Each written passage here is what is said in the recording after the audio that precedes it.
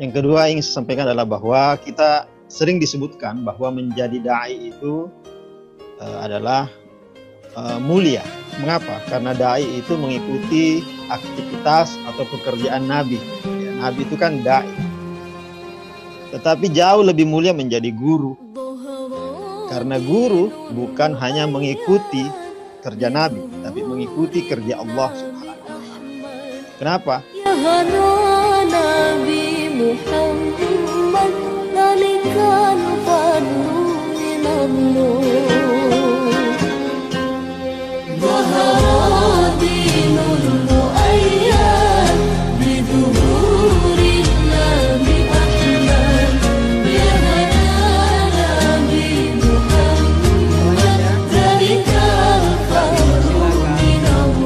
Pada pemateri yang kedua, Dr. Abdul Mu'id Nawawi MA. Sekali lagi kami ingin informasikan bahwa limit materi yang panitia siapkan 20 menit. Selanjutnya kami akan sesi diskusi. Saran kami tersebut. Terima kasih. Assalamualaikum warahmatullahi wabarakatuh. Waalaikumsalam. Darinya. Yang terhormat wabarakatuh. Yang terhormat Bapak Kepala Kantor Warahmatullahi wabarakatuh. Kementerian Agama Kabupaten Wajo. Yang terhormat Bapak Kasih Pendidikan Madrasah. Yang terhormat Bapak Pengawas dan jajaran kelompok kerja Kepala Madrasah MTS. Terhormat Bapak-bapak kepala sekolah, para guru, dan tentu saja moderator dan hadirin dan hadirat yang dimuliakan Allah Subhanahu wa Ta'ala. Mungkin di sini kata teman-teman lebihku yang lebih senior dari saya, mungkin juga ada yang seumuran dengan saya, selesai lebihku, mungkin juga banyak yang lebih muda, jauh lebih muda dari saya. Adik-adik sekalian, sampai selamat berjumpa dan salam kenal dari saya. Saya memang mengajar di UIN Syarif Hidayatullah Jakarta, tapi saya orang baru PK ya, Topek Kak. Kemudian kuliah di Ciputat, tapi terjebak tidak pulang-pulang sampai sekarang. Apalagi ada virus, jadi bertambahlah alasan untuk tidak pulang. Biasanya pulang sekali setahun, pulang kampung. Yaitu sekedar pembukaan. Saya tidak tahu apakah materi yang saya bikin esai. Ya, saya tidak sebut makalah karena sangat singkat. Saya juga membuat nanti jangan. Ada PowerPoint. Buka. Juga tidak banyak. Tapi sekedar sebagai bahan untuk berdiskusi saja. Saya memberi judul makalah saya itu, maaf bukan makalah ya, sekali lagi esai. Esai saya itu adalah jangan berhenti menjadi manusia. Kenapa ini disebut? Karena ada kecenderungan saya melihat bahwa pendidikan di masa modern itu membuat manusia berhenti menjadi manusia. Lalu menjadi apa? Dia menjadi robot. Dia menjadi dia berhenti menjadi manusia. Dia menjadi robot atau setengah robot. Dulu kita sering nonton film-film seperti Terminator, filmnya Arnold Schwarzenegger. Kemudian film-film lain yang bicara tentang manusia-manusia robot, sungguhnya itu adalah gambaran manusia modern. Yang disebut dengan manusia satu dimensi. Satu dimensi artinya manusia yang hanya fisiknya saja, dia kehilangan ruhnya. Manusia yang kehilangan ruh. Dan ada kecenderungan sistem pendidikan membuat orang seperti itu. Berhenti menjadi manusia. Oke, saya beralih ke slide kedua. Saya mencoba melihat pergeseran paradigma pendidikan. Pernah ada masa di mana saya tidak mengatakan masa ini sudah lewat, ada juga masa ini masih berlangsung sampai sekarang, tapi ada pergeseran. Pernah guru menjadi sumber ilmu atau satu-satunya sumber ilmu. Guru dengan keadaan seperti itu, guru menjadi disegani karena ya satu-satunya otoritas adalah guru. Karena itu pada waktu itu orang sangat takut kepada gurunya. Bahkan ada cerita ketika guru keluar dari kelas tapi meninggalkan pecinya dalam kelas, maka itu sudah cukup untuk membuat murid-muridnya tidak berani berbuat macam-macam dalam kelas. Padahal gurunya hanya meninggalkan pecinya. Saya kira masih ada yang seperti itu walaupun sudah tidak banyak. Kemudian ada pergeseran paradigma. Selanjutnya itu ketika guru bukan lagi satu-satunya sumber ilmu, tetapi murid juga adalah sumber ilmu. Karena kenapa? Murid bisa mencari ilmu tidak hanya kepada gurunya ya di kelas, tapi dia bisa mencari ke tempat lain, seperti lewat internet, lewat gadget yang mereka punya. Akhirnya bukan hanya guru yang menjadi sumber ilmu, tetapi murid juga menjadi sumber ilmu. Konsekuensinya guru punya saingan. Guru punya saingan, bukan hanya dia sumber ilmu. Konsekuensi yang lain adalah wibawa guru juga tidak seseram sebelumnya, tidak menakutkan dahulu. Karena beliau bukan lagi satu-satunya sumber ilmu, ada sumber ilmu lain. Tetapi itu bukan pergeseran yang terakhir, ada lagi pergeseran selanjutnya, yaitu ketika masyarakat menjadi sumber ilmu. Kenapa masyarakat menjadi sumber ilmu? Itu awalnya didasari pada kenyataan bahwa banyak alumni sebuah lembaga pendidikan, ya tentunya dia dibekali dengan ilmu pengetahuan, alumni itu. Tapi ketika dia keluar dari lembaga pendidikan di mana dia dididik, ilmu yang dia bawa ternyata tidak bisa dimanfaatkan di masyarakat. Nah, karena itu satu lagi sumber ilmu yang harus ditambah yaitu masyarakat. Masyarakat harus menjadi sumber ilmu lain untuk mengantisipasi lulusan-lulusan yang kemudian tidak bisa dipakai dalam masyarakat. Saya tidak tahu apakah ini pergeseran terakhir atau masih ada pergeseran selanjutnya. Tapi yang saya sempat catat ya ini. Mungkin nanti hadirin dan hadirat bisa menambahkan pergeseran selanjutnya seperti apa. Tapi saya akan menyoroti bagian ini. Ketika masyarakat menjadi sumber otoritas. Lanjut ke slide ketiga. Ketika masyarakat menjadi sumber otoritas. Ya masyarakat itu, ya, saya ingin bercerita tentang masyarakat. Masyarakat itu seperti pabrik besar, ya, yang hanya memproses anak-anak manusia yang sesuai dengan kriterianya. Yang tidak sesuai dengan kriteria akan ditendang dan akan menjadi sampah. Ya. Apa yang saya maksud masyarakat itu sebagai sebuah pabrik besar? Kalau pabrik atau mesin itu kan teratur ya, posisi baut di mana, posisi mur di mana, posisi bensin di mana, posisi karet di mana, itu kan teratur. Seperti misalnya mesin motor, mesin mobil, ada keteraturan di sini. Contoh masyarakat itu ya masyarakat, misalnya masyarakat kota. Masyarakat kota itu seperti mesin, teratur. Yang tinggal di daerah sini udah ketahuan pasti orang kaya. Yang tinggal daerah sini udah ketahuan pasti ekonominya lebih rendah dari yang satu tadi. Yang tinggal wilayah sini pasti gini. Jadi orang bisa tahu isi kantong orang dengan cara bertanya, kamu tinggal di mana? Saya tinggal di sini. Oh iya, isi kantong. Jadi begitu yang saya sebut dengan masyarakat seperti pabrik.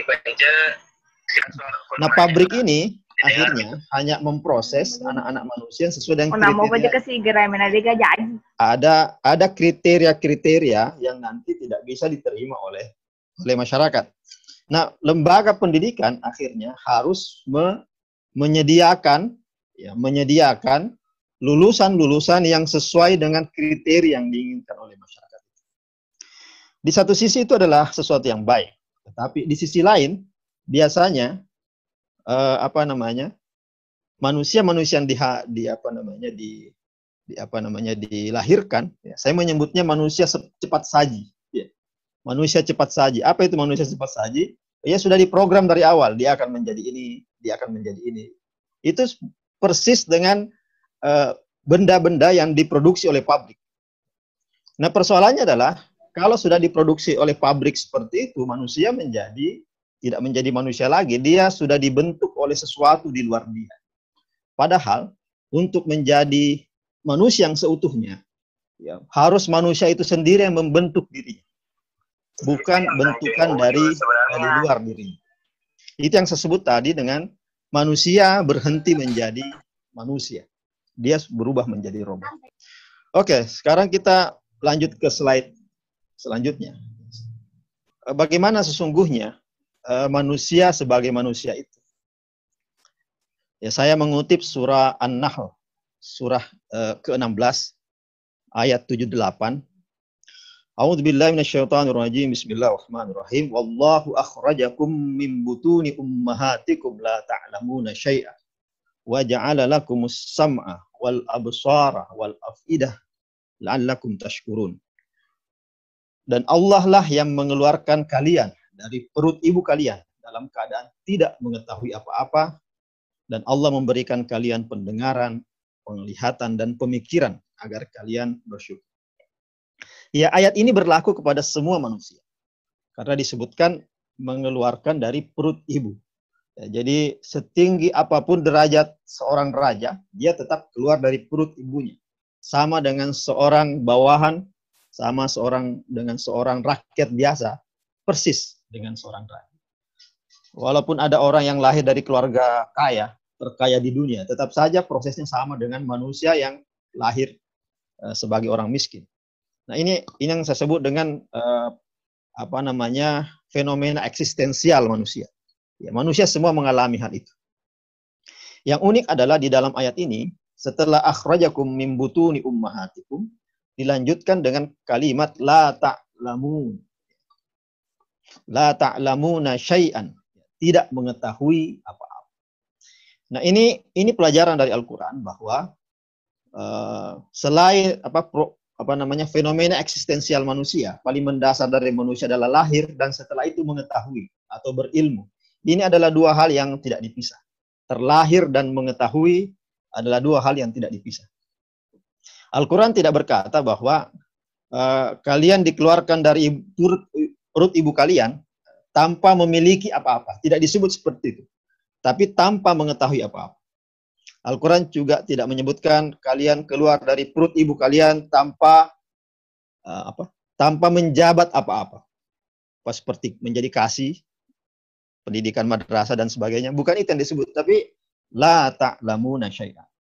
Nah, ini sesuai dengan ayat atau firman Allah yang lain di surah Al-Baqarah tentang penciptaan Adam. Penciptaan Adam kan disebut inni ja'ilun fil ardi khalifah dan seterusnya. Kemudian ayat selanjutnya disebutkan wa 'allama Adamal asma. Wa 'allama Adamal asma. Jadi setelah ayat penciptaan itu langsung dilanjutkan dengan ayat keilmuan. Jadi begitu penting namanya ilmu. Begitu penting namanya. Karena ilmu itu penting, maka guru penting, kepala madrasah penting, kelompok kerja kepala madrasah penting, pengawas penting, kasih pendidikan madrasah penting. Ya, karena itu adalah hal yang paling fundamental dalam kehidupan. Nah, kemudian ayat ini menyebutkan bahwa manusia diberi 3 potensi. Apa saja potensinya?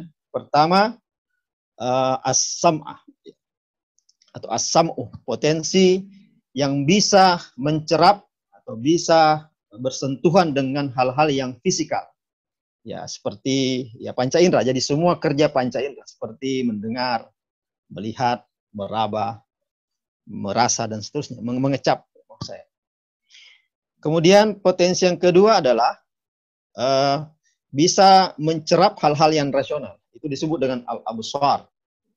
Al-absar. Kemudian potensi ketiga adalah bisa mencerap hal-hal yang spiritual. Al-afidah.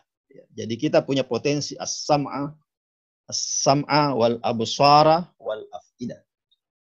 Ini adalah potensi yang diberikan oleh Allah Subhanahu wa taala. Nah, ketiga potensi inilah yang dimaksimalkan manusia untuk menjadi manusia. Nanti kita lihat di mana problem pendidikan modern. Apakah pendidikan modern memaksimalkan ketiga-tiganya atau melupakan di antaranya. Kita lanjut ke slide selanjutnya. Bagaimana sistem pendidikan modern? Ya, sistem pendidikan modern tidak memberikan ruang kepada apa? Tidak memberikan ruang kepada al-afidah. Ya, terlalu memberatkan memberi ruang kepada as-sam'a wal absara. Ya. Tapi sebelumnya saya ingin menjelaskan ada yang unik di dalam ungkapan ini, yaitu ketika Al-Quran menyebutkan as-sam'ah dalam bentuk mufrad, sedangkan al-absara wal afidah itu dalam bentuk jamak, ya. Al-absar itu kan dari kata basir atau basar, kemudian al-afidah dari kata fuad. Fuad menjadi al-afidah. Tetapi as-sam'ah itu tidak dibentuk oleh Allah menjadi al-asma', tidak. Kenapa? Ya ada apa namanya? Ada pesan yang ingin disampaikan oleh Allah Subhanahu wa taala di situ. Itu yang saya maksud dengan bahwa as-sam'ah itu mencerap hal-hal yang fisik. Ya. Apa yang disebut mencerap hal fisik? Ya, semua kerja panca indera adalah hal fisik. Contoh misalnya kita mendengar, kita melihat. Semua yang kita dengar, kita lihat itu sama. Satu, makanya bentuknya adalah as-sam'ah dalam Al-Quran. As-sam'u.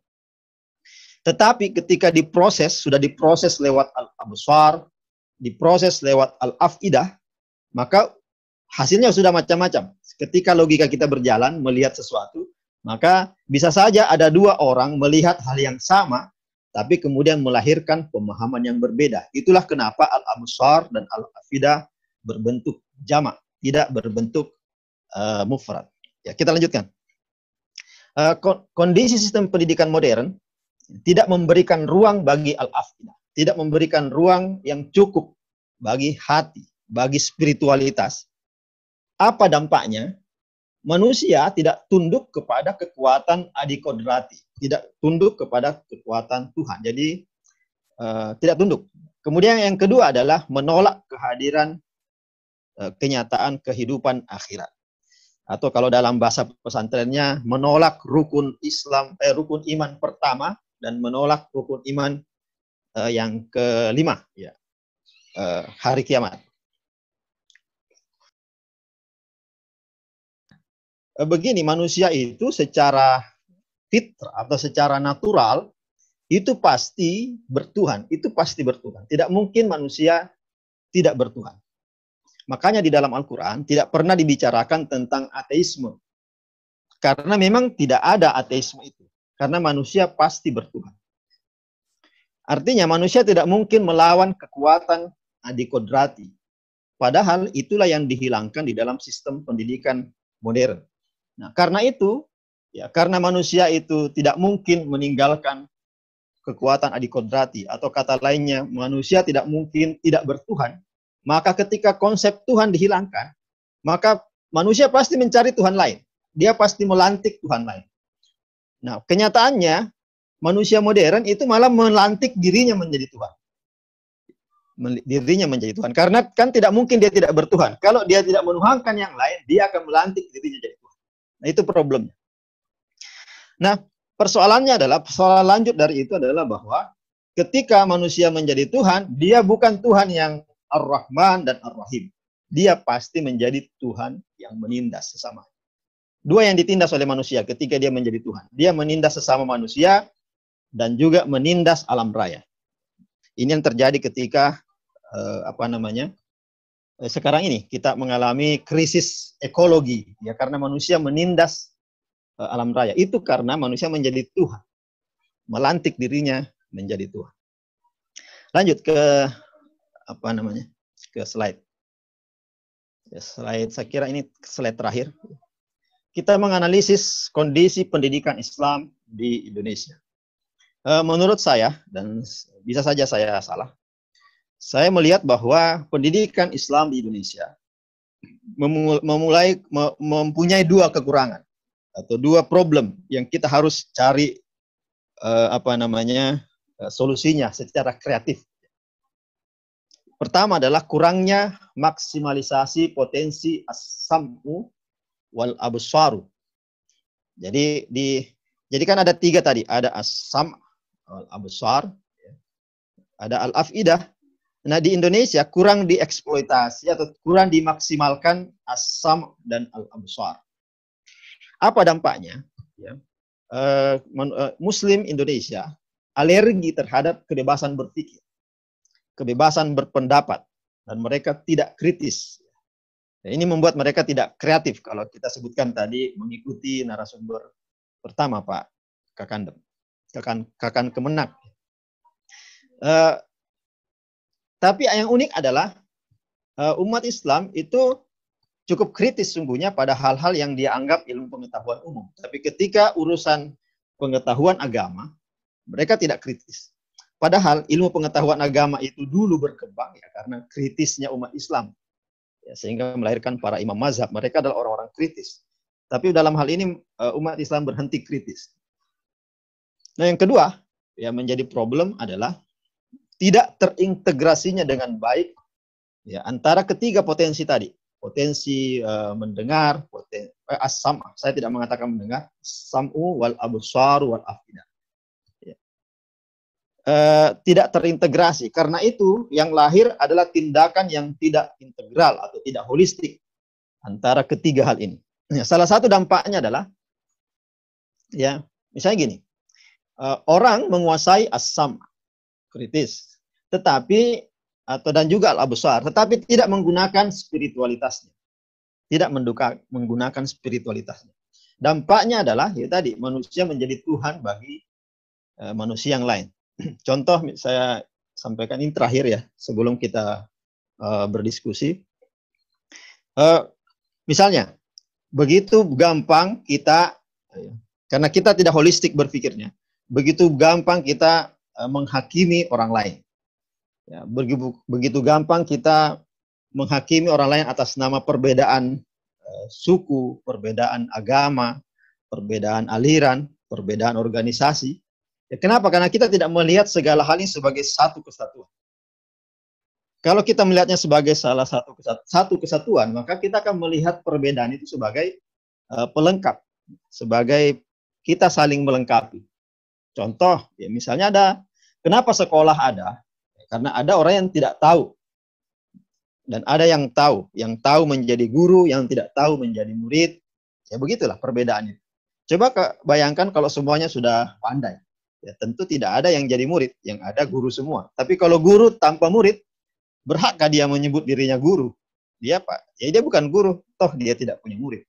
Ya begitulah seterusnya. Perbedaan-perbedaan itu, kalau tidak dikelola dengan baik, ya akan menjadi sumber-sumber perpecahan di masa depan. Kita tidak perlu berbicara perpecahan umat Islam dengan non-Muslim. Di dalam tubuh umat Islam sendiri terjadi perpecahan-perpecahan itu. Mengapa? Karena berawal dari pandangan yang tidak holistik, pandangan yang tidak integral antara apa? Antara as-sam' wal absaru dan al-afidah.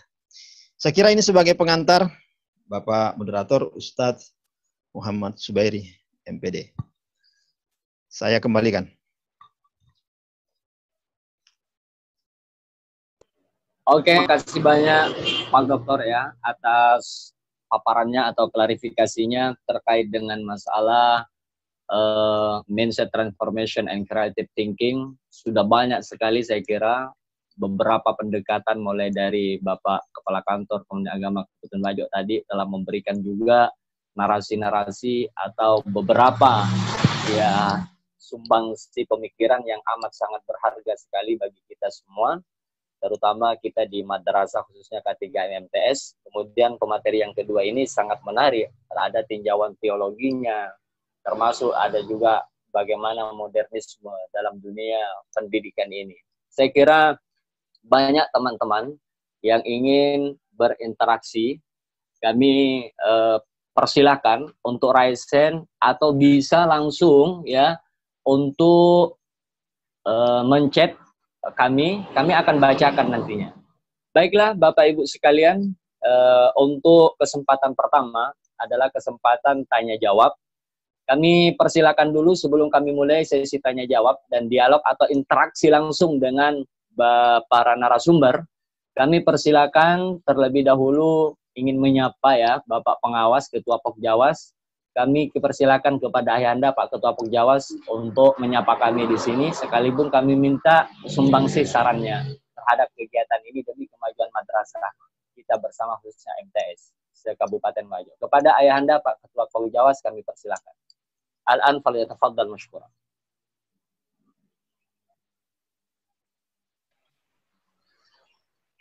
Bismillahirrahmanirrahim. Assalamualaikum warahmatullahi wabarakatuh. Waalaikumsalam. Yang saya hormati Waalaikumsalam Kantor warahmatullahi Kementerian wabarakatuh. Agama sekaligus sebagai pemateri. Bapak, saya hormati dan saya banggakan menjadi Abdul Muid sebagai narasumber.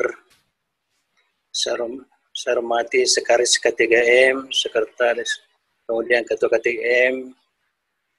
Saya hormati adalah Bapak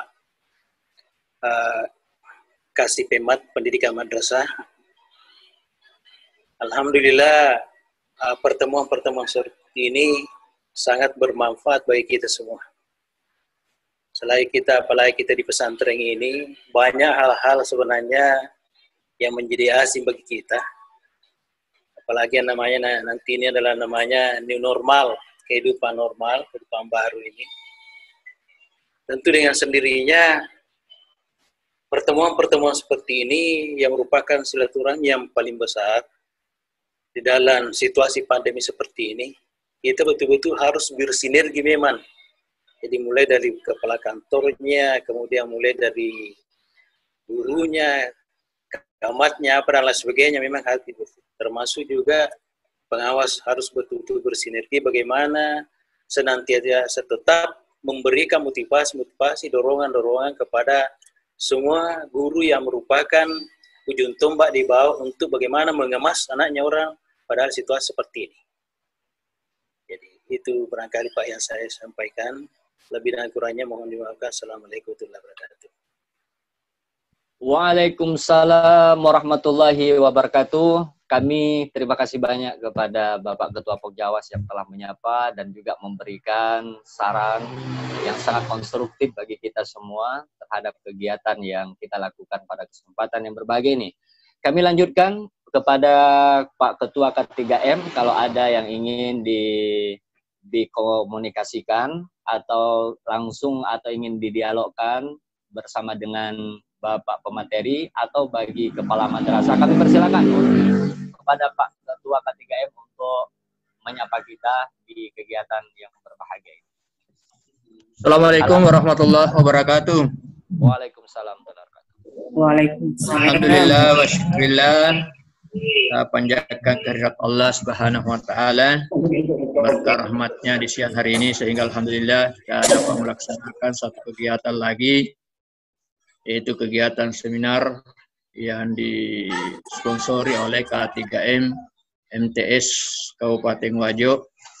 Alhamdulillah bisa terlaksana hari ini yang sudah beberapa hari kita rancang secara bersama-sama. Yang kami hormati Bapak Kepala Kantor Kementerian Agama sekaligus pemateri pertama.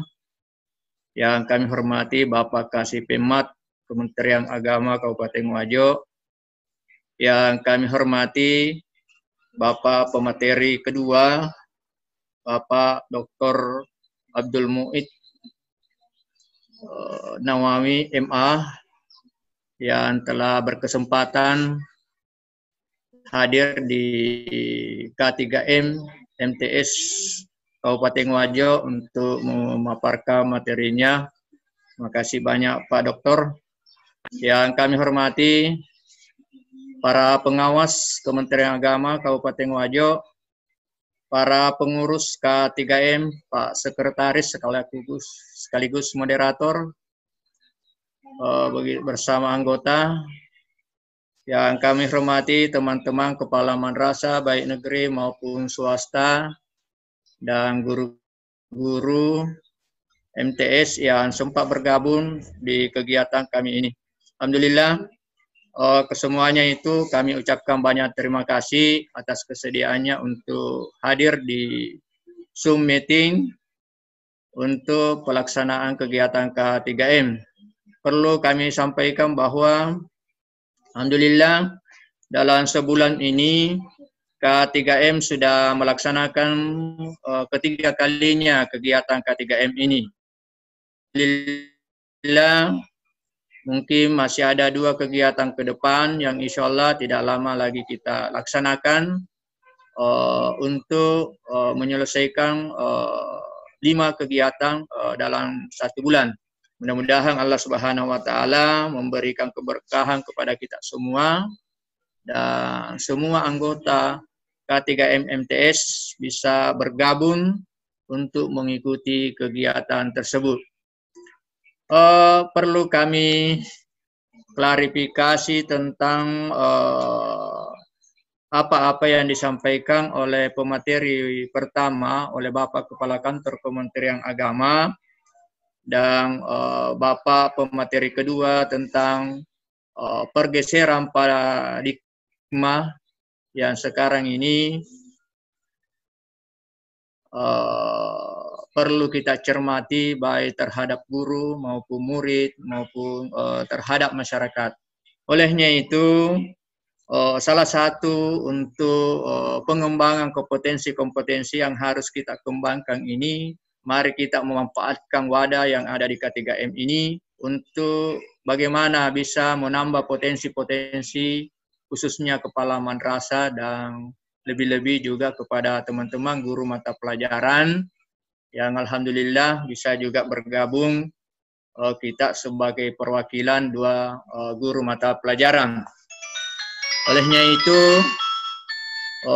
dengan harapan bersama bahwa apa yang disarankan oleh Bapak pemateri pertama, Bapak Kepala Kantor Kementerian Agama, begitu juga Bapak pemateri kedua, Bapak Dr. Haji Abdul Mu'id Nawawi MA, mari kita secara bersama-sama mengembangkan dan menggali potensi-potensi yang ada, baik yang ada sama guru, begitu juga potensi yang ada pada murid, dan senantiasa berkolaborasi dengan masyarakat, kiranya bisa madrasah kita ini maju lebih hebat dan lebih martabat ke depan insya Allah.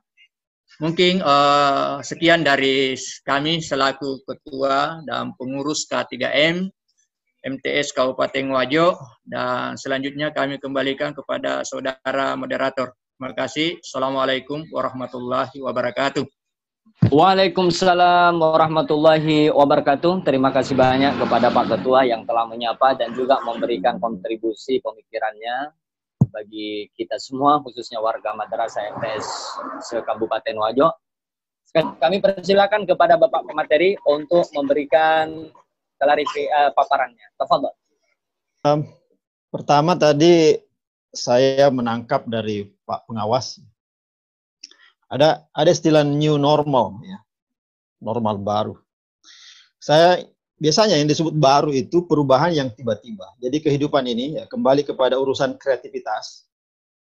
Hidup ini pasti selalu berubah, ya. Tidak pernah tidak berubah. Satu-satunya yang pasti, satu-satunya yang tidak berubah adalah perubahan itu sendiri. Satu-satunya yang tidak akan pernah berubah bahwa perubahan itu sendiri. Jadi hidup selalu berubah. Hanya ada 2 macam perubahan. Ada perubahan yang cepat, ada yang perubahan yang lambat. Nah, kalau cepat biasanya disebut revolusi. Kalau lambat disebut evolusi, perubahan yang lambat. Biasanya yang disebut baru, ya sekarang kita sebut new normal, itu yang perubahan yang cepat. Kalau perubahan lambat biasanya tidak dianggap baru. Contoh misalnya perubahan di fisik kita dari kecil, kemudian remaja, dewasa, dan seterusnya menua. Itu perubahannya kan lama. Karena itu nggak bisa disebut, jarang kita sebut baru. Tapi kalau perubahannya cepat, itu disebut baru. Tiba-tiba misalnya kita punya baju baru. Kemarin tidak punya. Tiba-tiba punya mobil baru. Begitu seterusnya. Atau sebaliknya, tiba-tiba tidak punya mobil. Karena harus dipakai bayar utang misalnya. Maka itu adalah baru karena perubahannya tiba-tiba. Nah, perubahan sekarang yang kita sebut new normal bisa disebut tiba-tiba, bisa juga tidak tiba-tiba. Yang tiba-tiba itu misalnya tiba-tiba kita harus menjaga jarak, atau tiba-tiba kita tidak berjamaah. Akhirnya beberapa sholat Jumat kita, alhamdulillah sekarang sudah bisa dilakukan. Beberapa kali harus tidak dilakukan, diganti dengan sholat zuhur. Itu tiba-tiba. Tapi perubahan ini sungguhnya tidak ada yang tidak tiba-tiba. Misalnya, yang kita kan punya aplikasi ini, ya, kita pakai aplikasi Zoom sekarang. Ini kan tidak tiba-tiba. Maksud saya tidak tiba. Sesungguhnya proses ini sudah dipersiapkan oleh orang bahwa satu saat nanti ada masa di mana kita tidak bisa lagi ketemu secara fisik di satu tempat. Jadi orang-orang lain begitu cepat berpikirnya ke masa depan sehingga mereka bikin aplikasi-aplikasi seperti ini. Ada namanya aplikasi Zoom, ada namanya aplikasi Google Meet, ada namanya aplikasi Cisco WebEx dan sebagainya, banyak sekali aplikasi. Orang-orang yang bisa melahirkan pemikiran seperti itu adalah orang-orang yang bisa melihat jauh ke masa depan. Coba kita bayangkan misalnya, kalau ini benar-benar tiba-tiba perubahannya dan orang tidak siap dengan tidak ada Zoom, tidak ada Google Meet, tidak ada Cisco WebEx dan sebagainya, apa yang harus kita lakukan? Kita pasti kaget. Tapi kan ini sudah ada yang memprediksi. Karena itu kreativitas yang disebut sekarang tidak cukup dengan melihat atau merespon kenyataan yang ada di depan mata kita. Tetapi kita juga harus bisa merespon kenyataan yang kira-kira terjadi 5 tahun, 10 tahun mendatang. Sebenarnya kita sudah cukup kreatif dengan merespon dengan baik peristiwa yang ada di depan mata. Itu sudah kreatif sungguh. Tapi kalau kita bisa menjangkau 5 tahun, 10 tahun, 15 tahun mendatang, itu kerja luar biasa. Dan itulah sesungguhnya kreativitas itu. Sehingga bagi orang yang kreatif sesungguhnya tidak ada yang baru karena dia sudah sampai ke sana sebelum orang-orang nyampe. Orang-orang yang nyampe sekarang baru saja nyampe dia katakan ini baru. Tapi bagi pembuat aplikasi Zoom, oh tidak baru, saya sudah pernah membayangkan masa ini 10 tahun sebelumnya, sehingga kalian tinggal atau kita semua tinggal memanfaatkan. Itu saya kira tanggapan kepada new normal dari pengawasan. Kemudian selanjutnya dari Pak Ustadz Bakri, pentingnya manusia. Jadi apa yang saya ingin sampaikan di makalah atau di esai tadi adalah bahwa memanusiakan manusia yang sering dilupakan oleh pendidikan adalah jadi gini, contoh misalnya ada anak yang nakal. Anak nakal itu juga manusia. Ada anak yang pandai, anak pandai itu juga manusia. Karena itu ada konsep yang menarik di dalam Islam. Ada yang namanya konsep Al-Furqan, ada namanya konsep Al-Quran. Jadi Al-Quran itu ada nama lainnya, itu Al-Furqan. Apa artinya Al-Furqan? Memisahkan, memutuskan. Ya. Dulu kita kenal ada khalifah kedua, Umar bin Khattab, disebut Al-Faruq, pemisah. Ya, pemisah. Jadi Al-Furqan artinya memisahkan. Kalau Al-Quran itu mengumpulkan. Jadi beda Al-Furqan, beda Al-Quran. Kalau Al-Quran justru menghimpun. Kalau Al-Furqan memisah. Ya, di dalam pendidikan kita harus menyatukan dua ini. Harus ada waktu di mana kita tegas. Furqan, Al-Faruq, memisahkan antara oh ini benar, ini salah. Tetapi tidak selalu harus seperti itu. Kita harus memainkannya juga dengan Al-Quran. Bahwa anak didik kita salah, ya, tetap saja dia anak didik kita. Tidak mungkin dia berhenti jadi anak didik kita gara-gara dia salah. Karena bisa saja bukan salah dia, tapi salah kita yang tidak mampu mengajarinya dengan baik. Ya. Jadi itu harus digabungkan. Nah, karakter Al-Furqan biasanya ada pada ayah yang tegas. Sedangkan karakter Al-Quran itu ada pada ibu. Ibu yang selalu merangkul. Kekurangan apapun yang dimiliki anaknya, dia tetap merangkulnya, menerima kekurangannya. Itu yang disebut memanusiakan dia sebagai manusia. Nah, karakter itu ada pada ibu. Kalau Allah Subhanahu Wa Taala bukan karakter, tapi Allah disebut sebagai Rabbul Alamin. Rabb artinya pengasuh. Ya, pengasuh artinya merangkul semua, baik yang salah dirangkul, yang benar dirangkul, yang yang buruk dirangkul, yang baik dirangkul. Kenapa? Ya Allah Rabb, Allah pengasuh. Itulah yang kemudian menjadi konsep tarbiyah di dalam Islam. Tarbiyah artinya mendidik, artinya merangkul. Ya, sering terjadi konsep pendidikan modern itu tidak merangkul yang salah. Dia akan membuang. Saya mengumpamakan tadi seperti pabrik. Pabrik itu akan membuang yang salah, menjadikan dia sampah. Di Indonesia sesungguhnya belum terjadi seperti itu. Di beberapa negara sudah terjadi, seperti di Korea Selatan sudah terjadi. Di sana anak itu umur SD gagal masuk SMP itu sudah bunuh diri. Kenapa? Karena tidak masuk SMP, gagal di SD itu sudah terbayang tidak masuk SMP favorit di masa depan. Tidak masuk SMP favorit berarti dia tidak masuk SMA favorit. Tidak masuk SMA favorit berarti dia gagal masuk perguruan tinggi favorit. Sedangkan perguruan tinggi favorit itulah nanti menentukan masa depannya. Apakah dia kerja di Samsung atau Samsung, ya handphone yang kita pakai, ya memang bagus mereka bisa memproduksi benda-benda yang kita pakai sekarang sebagai tanda kemajuan teknologi mereka, tetapi mereka gagal mendidik manusia. Kenapa? Mereka hanya merangkul yang berhasil dan tidak merangkul yang gagal-gagal. Nah, itu salah dalam pendidikan. Karena dalam Islam ya, menurut Islam itu salah karena yang gagal pun adalah manusia, ya bukan hanya yang berhasil itu yang manusia. Allah kan tidak hanya memberi ganjaran surga kepada yang baik, tetapi Dia juga Maha Pengampun untuk seluruh kesalahan. Ya, sedangkan pendidikan modern itu hampir tidak ada ampun bagi mereka yang punya kekurangan ini, punya kekurangan itu. Itu digilas oleh roda-roda modernitas, sehingga mereka terbuang bukan lagi manusia, mereka menjadi sampah masyarakat. Nah, bagaimana cara mengintegrasikannya? Ya, kembali kepada konsep tadi. Ya terutama sesungguhnya kita sudah punya konsep besar yaitu al-afidah, itu semua diajari di pesantren. Makanya di Indonesia ini masih cukup ada rem untuk menjadikan manusia tetap manusia dengan ada pesantren, ada pendidikan agama, madrasah sanawiyah, madrasah aliyah, itu sangat kental dengan nilai-nilai afidah. Al-afidah. Yang kurang di sana adalah nilai as-sam dan al-absar, yaitu maksimalisasi kemampuan empiris dan maksimalisasi kemampuan rasional yang melahirkan daya kritis, daya independensi, bisa berpendapat, bisa kritik, bisa apa. Dan ini harus diakomodasi. Kadang guru tidak menerima kritisisme murid. Padahal sudah disebutkan bahwa kritis itu baik karena kenapa? Anak itu nanti hidup di zaman ya berbeda dengan zaman kita sebagai gurunya, sebagai pembimbing. Ada satu lagi konsep yaitu saya sebut tadi ibu adalah pembimbing yang baik. Ibu itu kan bahasa Arabnya al-um. Al-um. Itu kata dasarnya sama dengan imam. Jadi kata imam, kalau orang lagi sholat imam, itu akar kata dengan al-um, artinya pemimpin.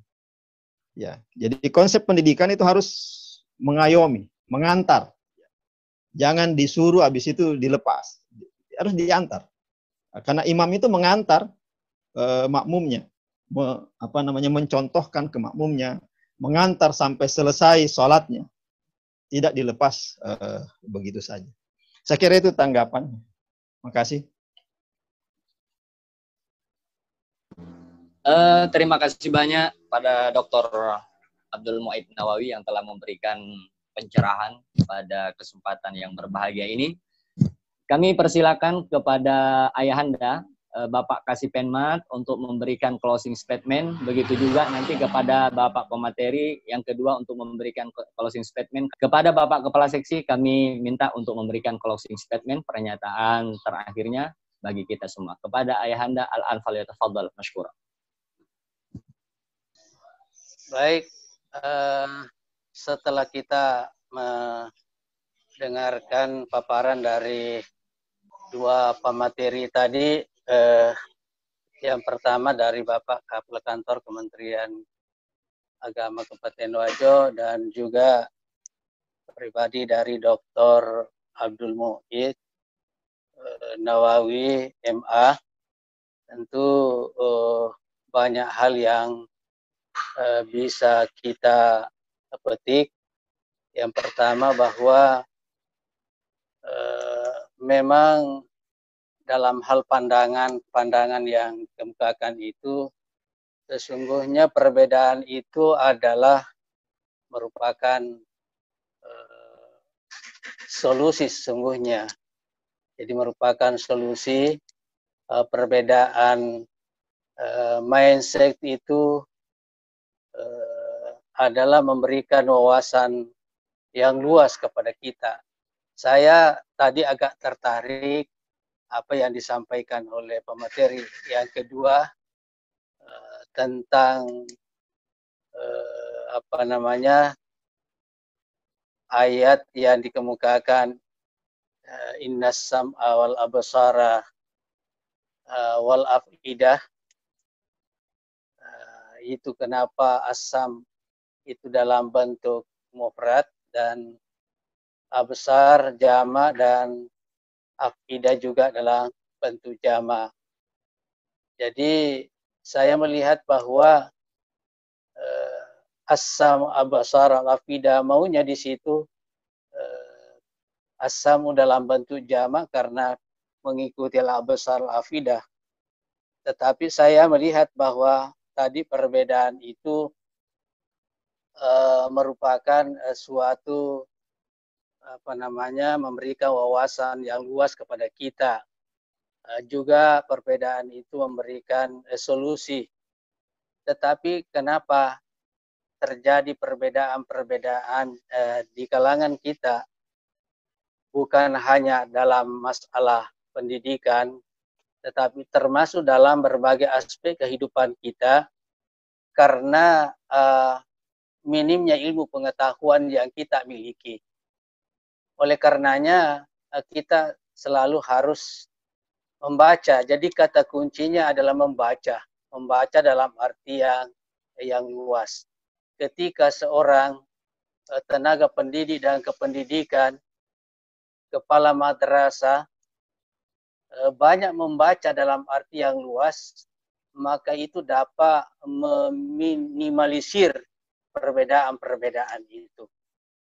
Kemudian juga memang banyak perbedaan-perbedaan dalam aspek-aspek kehidupan yang kita lihat pada saat sekarang ini, dan ini merupakan juga pekerjaan bagi kepala madrasah, pekerjaan dari seluruh tenaga pendidik dan kependidikan, terutama dalam hal ibadah. Karena banyak kita lihat di tengah-tengah masyarakat kita perbedaan-perbedaan yang muncul. Tentu untuk menyelesaikan masalah-masalah seperti ini terpulang kepada guru, terpulang kepada kita semua. Tapi namun intinya adalah ikra. Terjadinya perbedaan itu sekali lagi karena perbedaan periwayatan hadis Rasulullah SAW. Dan yang ketiga karena ayat-ayat dalam Al-Quran itu tidak semuanya muhkam. Ada ayat-ayat mutasyabih yang perlu atau membutuhkan interpretasi. Nah, ketika kita menafsirkan ayat-ayat mutasyabih itu, maka pasti terjadi perbedaan pemahaman di tengah-tengah kita, khususnya umat Islam. Kemudian yang kedua, perlu kami sampaikan juga kepada pengurus K3M, bahwasanya kegiatan yang kita lakukan ini secara virtual, memang ke depannya pada pertemuan-pertemuan berikutnya mungkin bukan berarti kita tinggalkan yang sudah lama, tetapi memang perlu kita kembangkan ke depan. Artinya mungkin kita mendatangkan pemateri-pemateri yang punya kompetensi dalam hal ini. Saya kira termasuk tadi dari pemateri yang kedua dan pertama banyak memberikan pengetahuan kepada kita ketika mengulas tentang asam besar, kenapa mufrad, kenapa, saya kira itu yang kita butuhkan. Termasuk juga nanti mungkin ada pertemuan mata pelajaran fikih. Kalau bisa kita juga datangkan dari mereka yang memang punya kompetensi di bidang fikih, mungkin banyak terjadi perbedaan-perbedaan seperti itu. Kenapa asam mufrad, kenapa besar itu jam? Oh, saya sangat tertarik sekali. Jadi asam karena mufrad, karena apapun dan dimanapun kita berada, selama pendengaran itu normal, maka pasti seseorang itu hanya satu yang dia dengar. Tapi ketika orang sudah ala besar misalnya melihat sesuatu, maka pasti terjadi perbedaan karena cara pandang yang berbeda, apalagi al-aqidah itu. Jadi kedepannya nanti saya mengharapkan kepada seluruh pengurus dari K3M ini bahwa pada pertemuan-pertemuan berikutnya bisa kita datangkan pemateri-pemateri dari luar melalui meeting-meeting seperti ini. Dan juga tentu juga kami sangat mengharapkan kepada seluruh kelompok pengawas kedepannya juga memang perlu kita melakukan pertemuan secara dengan kepala madrasah, atau perlu juga ada kelompok dari pengawas itu melakukan juga pertemuan seperti ini, lalu mengundang kepala madrasah. Kalau perlu kita undang kepala kantor dan kepala seksi, mungkin ada hal-hal yang perlu kita komunikasikan. Saya kira itu.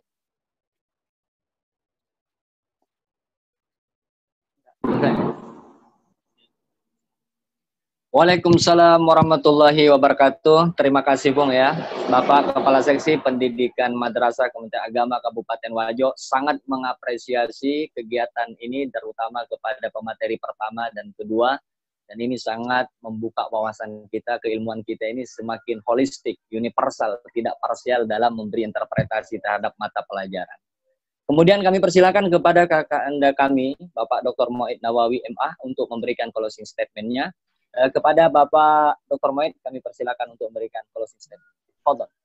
Ya, terima kasih. Pertama tentunya saya senang bisa bergabung, bisa bersilaturahmi. Mudah-mudahan ini menjadi amal jariah bagi kita semua. Yang kedua ingin saya sampaikan adalah bahwa kita sering disebutkan bahwa menjadi da'i itu adalah mulia. Mengapa? Karena da'i itu mengikuti aktivitas atau pekerjaan Nabi. Ya, Nabi itu kan da'i. Tetapi jauh lebih mulia menjadi guru. Ya, karena guru bukan hanya mengikuti kerja Nabi, tapi mengikuti kerja Allah Subhanahu wa Ta'ala. Kenapa? Karena guru itu kan disebut hidup di dalam, atau bukan hidup, tapi beraktivitas dalam lingkup at-tarbiyah. Baik itu guru secara langsung maupun pegawai-pegawai atau orang-orang yang terlibat di dalam aktivitas mengajar itu. Tidak harus mengajar langsung, mungkin ada tata usahanya, administratornya, dan sebagainya. Semua adalah kerja ilahi. Mengapa saya sebut kerja ilahi? Karena Allah itu gelarnya adalah Rob. Dari kata Rob itulah lahir tarbiyah. Jadi menjadi guru jauh lebih mulia daripada menjadi da'i. Da'i itu hanya mengajak kepada kebenaran, tetapi guru mengantarkan umat, mengantarkan muridnya. Jadi tidak hanya ngajak, tapi mengantar. Jadi kita semua adalah orang-orang mulia, bekerja pada pekerjaan mulia, tidak hanya mencontoh Nabi, tetapi mencontoh Allah Subhanahu wa Ta'ala. Saya kira itu yang saya bisa sampaikan. Mohon maaf atas segala kekurangan. Wallahi musta'an wa alaihi tiklan. Assalamualaikum warahmatullahi wabarakatuh.